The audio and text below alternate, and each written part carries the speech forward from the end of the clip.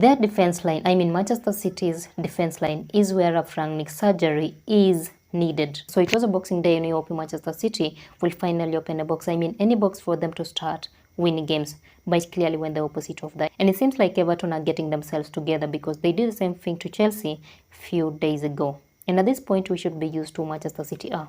There is no need of anyone talking about Manchester City being in crisis. Erling Haaland not being the player we thought he is. What were your thoughts about Erling Haaland not missing a penalty, or better than that? He might be overrated, yes, but what next?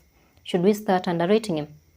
Some have gone to a point of saying Pep Guardiola is getting everything wrong at Manchester City. Shut up. What are you talking about?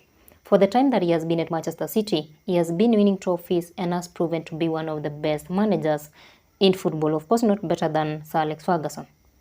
And struggling this season will not erase what he has achieved at Manchester City. It will not make him the worst manager ever. We've seen others getting everything wrong before even getting started. Struggling this season will not be enough reason as to why Manchester City might be thinking of sacking Pep Guardiola and get someone to lead this team.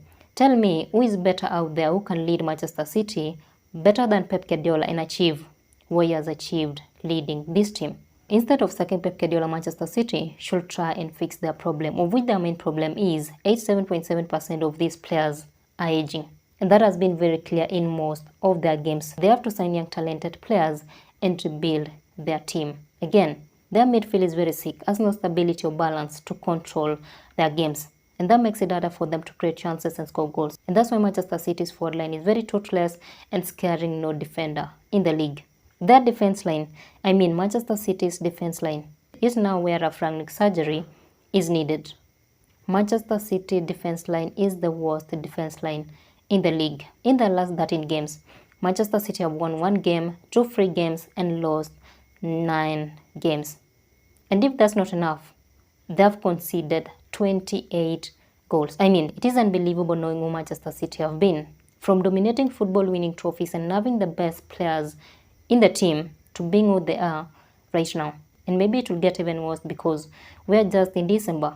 What will we be talking about come March if this will continue with this rate? Will they make to be among the top 4, top 5, or even top 6 in the Premier League table? I'm just asking if Manchester City will be playing the Champions League next season.